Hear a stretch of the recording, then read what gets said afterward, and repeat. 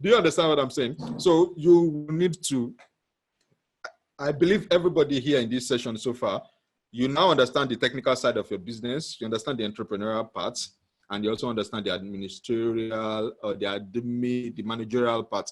So again, I need to mention here that this process is usually the admin and or the technical. That's what usually happens here. This output is basically an admin work. This part here is basically admin work. It doesn't have anything to do with the person who brings in the people anymore. So again, this is entrepreneur here.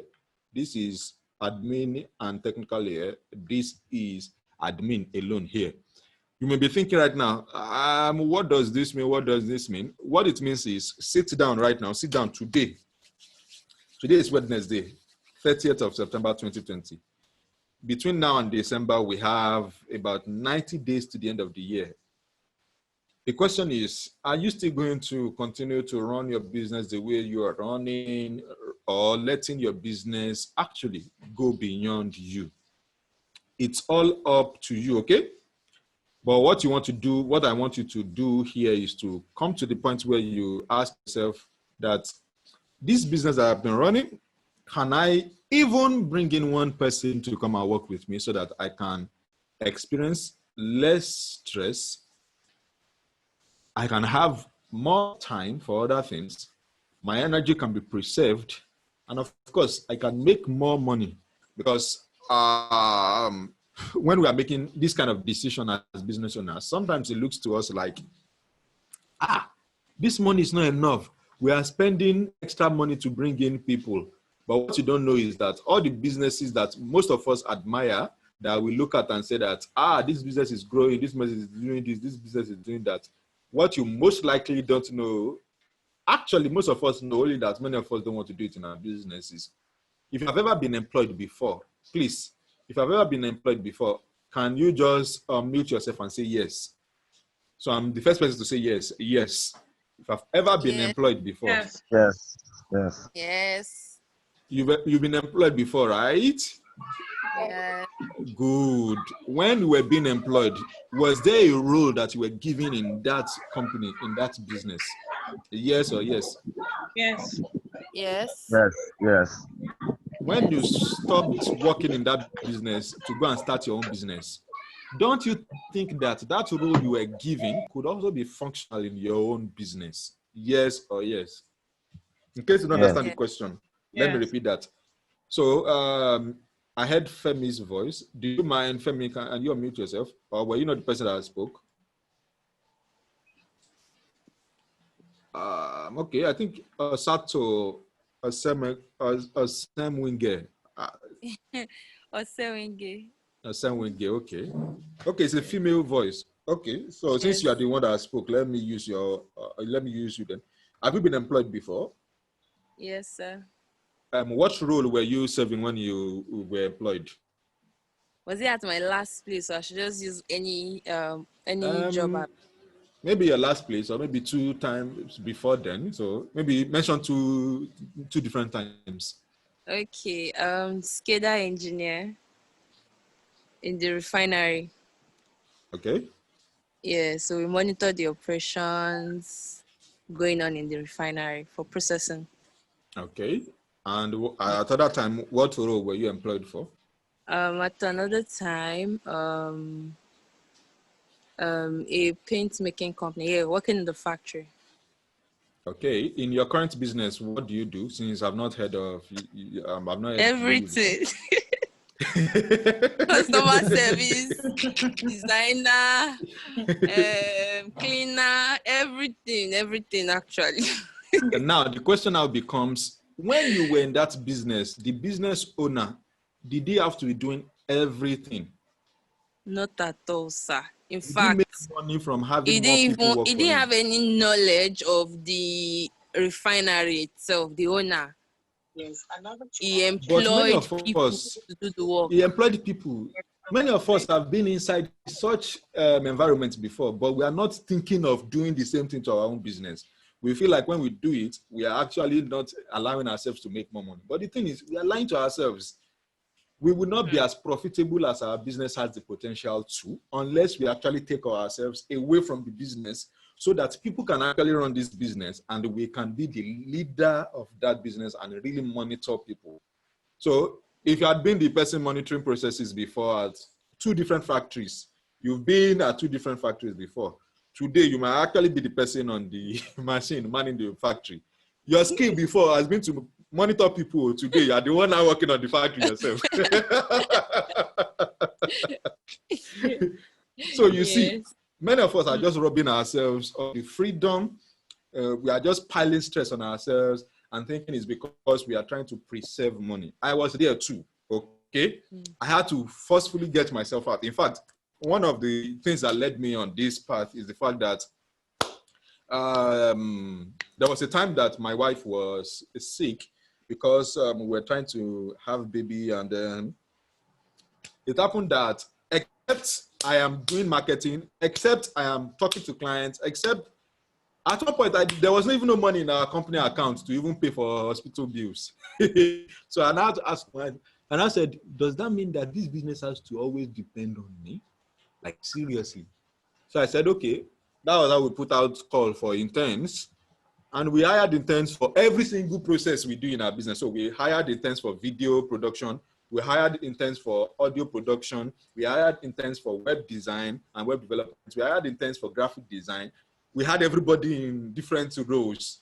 And anytime any work comes in, I send it to them. I just tell them, guy, so and so person, this is your work for this. Handle this, handle that, and focus on my wife. And I had more time. I was able to preserve my energy. Now, these people, they love what they do. They really, really love what they do. So I have come to that point where I'm now leveraging on the fact that they love what they do. Let me lead the company while they actually do the execution. So again, if you don't start doing this, you'll be surprised that 40 years from now, your business will still be wrapped up in you alone. And by the way, there are only few businesses I know in the world that can only logically be wrapped around a person. Businesses such as knowledge-based businesses, where the main work you do is basically teaching or training, that kind of business can be wrapped around you. But of course, you still need maybe 1 or 2 other staff in order to manage the details, because you always be in the creative zone. The other business that I know that does less of employing people are law firms, because they run as practices. Knowledge-based companies run as practices. Even medical people who studied medicine or any related fields in the medical area, they have. Now, let me even give you an example here. Do you notice that the most profitable medical-related businesses are companies or businesses that actually employ more people to work for them rather than the owner doing all of the work himself? I know a business like that, that the owner is the person that is administering drugs, doing surgery. The owner is the same person that will collect your data. And he only has maybe just 2 staff. The 2 staff he has, their own role is just to monitor. Very, very interesting organization. And I know a different company. All right, Dayo, where the business. Dayo, interesting. Yeah, I want you to hold your thought a bit. Okay. 2 interesting people want to ask questions. Yeah. Oh, is that the meaning of the raised hand? Yes. As a matter of fact, they even dropped a message on this chat box. So I would not want them to lose their thoughts. Please go ahead. This session is intense. I want to especially thank Mommy Esabod for joining us. She's joining us from outside of the country, so she has a question. Fortune has a question. So Ma, if you can ask your question now, after you, Fortune would ask. Yes, please. In fact, I've actually finished. I was just rounding off. All right. So please, questions at this point. Please, questions can come on now. Hello, everybody. Hi. This is Esabod. Thanks for joining you for the first time. I've never had an experience about the webinar. Thanks to Femi that introduced me to this line. and I'm enjoying the program. Thank you, man. Thank Yeah. you. Then, first of all, I want to talk about the critics when you are advertising, especially for a public figure, and the haters are spoiling the products. Does that have any effects on the sales? Or the way they are spoiling your products is a kind of a promotion? What do you think?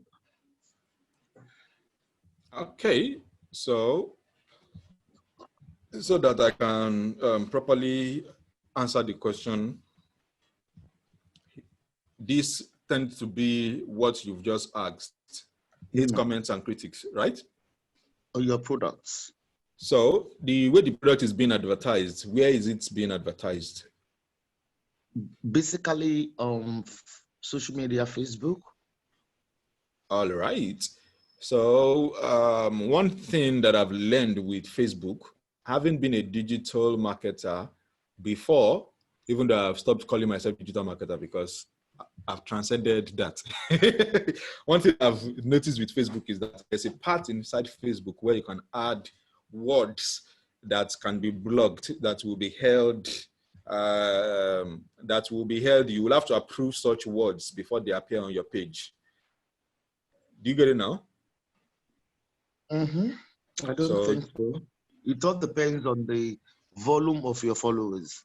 Yes. So what the way to do that, the way I've learned to do that is you can, number one, you can have words that will be put on a review. That is, you have to approve those comments before they go out on your page. That one is, once you set it anywhere, whether it's an advert, whether it's a normal post, as long as that word show up in the comments, it's going to be hidden completely until you have to approve it before it goes out. That's not the case. That's not the case. No, I'm just saying that's one. That's one, yeah. So the second one is when it's hate comments or when it's criticism. I might want to even understand the criticism. Is it the fact that they've tried your product and it did not work, or they've used, or what's the complaint? What's the exact complaint? Yeah, I've been in business for over 7 years. It's a very progressive business with loads of sales, right? You know, people will just be attacking. The more successful you are, like you have pack of haters trying to attack you, especially a person like myself, Elizabeth. My product do work, I do sell, but just this question as an encouragement for the upcoming one, that the more like they are spoiling your business, for your own suggestion, what is the contribution? What do you think? All right. Thank you. So there are two ways to look at it again. First of all is the part of the administration of the page. That's one. The second page will be to come from a point of you as a person. While I have been a very conservative person, that doesn't mean that I have not had critics and comments come my way. In fact, my own mentor told a client that was about to work with me that don't mind Dayo is because he's new in business. And as at that time, he didn't know that I had started business as way back as 2006. So he didn't know. He thought because I had started Audacity to Lead quite newly, so he was telling somebody that, no. So I had to let him know that, sir, such comments, don't you think that it's going to make people not want to do business with me when you are even my mentor in the first place? You could have helped me to ensure that, and by the way, it's a kind of mentor that you can have any kind of conversation with. So it's not the mentor that will tell you that, your mama. So now, when it comes to criticism or comments like that, one thing I've learned is that we can't avoid them. Even when it doesn't come from somebody that's close to us, we can't avoid them. Because of the peculiarity of the business that I run, there are times that other people will come to me and complain of what they. I'm currently working with a client who's the second person, or is second person to one of the highest paid persons in almost, let me say Nigeria, let me not say Africa. And he's like the second person to that person, and I'm currently working with him. And one of the things he keeps telling me is the fact that so and so person will come and say so and so thing. At the end, there's no result. This person, and he kept mentioning names, and all I could do is just listen. And when he's done, all those people he's mentioning, they are my friends, okay? But I can't personally go to them and tell them that there's a lot of hate comments, there's a lot of criticism of your work, because I don't know how they will respond to it, which brings me to the key part that I'm trying to go to. Your response to criticism, your response to comments, to hate comments, should not be as if, now, people bully people online. People throw people online. That's something that we can't avoid.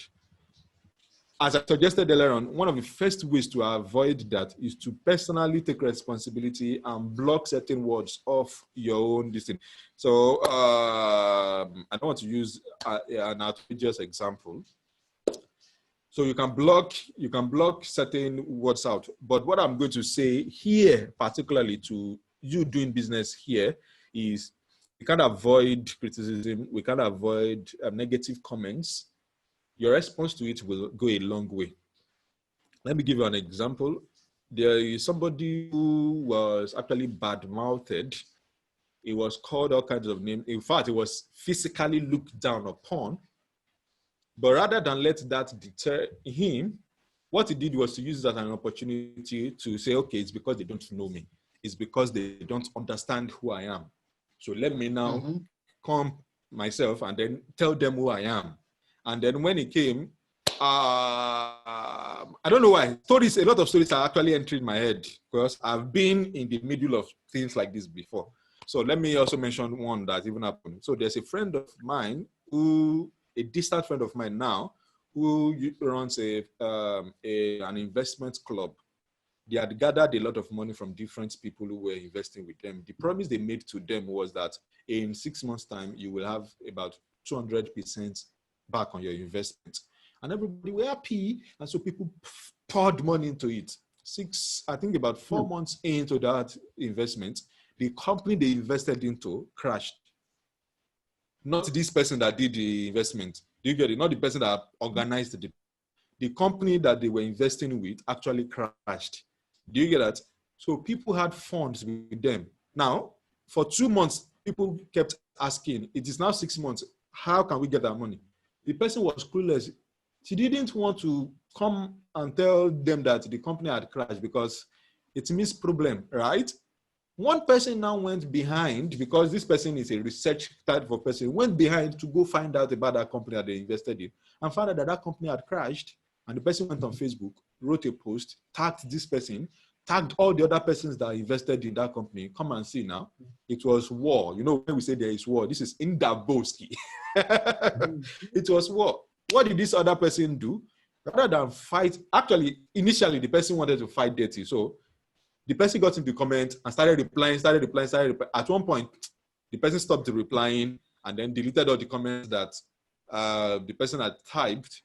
Then the person went on personal timeline and then wrote a post explaining what had happened. It was when this person now explained what had happened, that the person who wrote the post that triggered all the negative comments now realized that, oh, really? It wasn't this person's fault anyway. The person now pulled down that post. But you know that moment of bad mouthing has already passed. That one, they can't reverse that one again. Do you get it now? So sometimes when people make such comments, it's because they probably don't have the full picture. Case in point, Donald Trump, does he get a lot of bad press? Does he get a lot of bad mouthing? Yeah, pack of haters. What does he do with them? I think he's enjoying it anyway. And that's peculiar to Donald Trump anyway. For some other persons in Nigeria government, they will come and actually arrest you. Being a blogger as well, I always say I love Trump because that doesn't get on him at all. Sure. So that's the response. Rather than personalize, sometimes people are going through things and they are writing, making comments, speaking from that thing that they are going through. So sometimes it's not even about the They person. write what they are going through, of course. Yes. That's what so I do. sometimes it's not even about the person who's doing the business. It's about them. But because they Them. can't completely say what they are going through, they will now put the negative Take the anger. comments, put the anger there. What I have learned in my own, because of the second business that I run has to do with mental and emotional wellness, I have learned that Mental and sometimes emotional. it's not even about me- what this person is doing, it's about what that person is going through, what that person is feeling at that point. And for your information, the best way to communicate anything online is through video. Mhm. When I say through video, people can actually see and completely understand. When we write, people will not read what we write the way we wrote it. They will read from their own feeling at that point in time. Yeah. Do you understand? So if you write, I have a question, please. Somebody can interpret. So the way Fortune writes, I have a question, please. Somebody can interpret it as, that is rude. Even with the word please there, this person will interpret that is rude. But you know the interesting thing? The person who wrote it was not rude when the person was writing it. It's the person that's interpreting it that is saying that. But if it was a video and the person just said, okay, I have a quick question that I want to ask, there's no ambiguity with what the person has written. Do you understand? Does that answer the question? Yeah, just for the people that we are attending the webinar together, like I keep telling people that it's a transferred aggression, is what is happening in their own personal life. But people criticizing your business, they are promoting your business. In a way, it's for you to take a control and you don't lose it, and you don't lose your anger. I think they are doing the work for you. Like the first lady that just said about the first question you just translated about the lady that spoke earlier. She should watch her business. Like she said, she's not making any profit since last December. She should check what has affected her business to come down. Though business do slow, you can't have a smooth business in 12 calendar years, like you said to her. So she should not lose hope. She should try it. Sometimes you use haters critics, like I said, to boost your business. We need them in business. You just listen. But since you said that it's a transferred aggression, I accepted with you because I Google it, the mental and the emotional torture on them, than transferring it to the successful person. Sure. This is a very nice webinar course, and it's very inspiring. Very inspiring. Kudos to you. Thank you, Thank you very much. Thank you so much, man. Thank you for joining us. Thank you very much.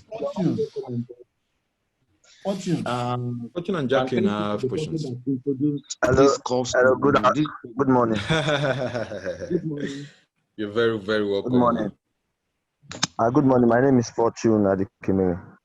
Okay. I'm going to make a statement, then I'm going to justify. Okay. We're using 2 examples, and I start corrected. Sir, if for an individual to confidently say he has a system, for me, he has to go through the process of not having a system. I'm going to explain in terms of the tech space. One thing about entrepreneurs in the tech space is that they bootstrap. It's either they're bootstrapping or they have investors. When they're bootstrapping, they need to know everything at that point in time when it comes to finance, a little bit of coding, marketing, and they'll be doing everything possible to make sure their business go forward.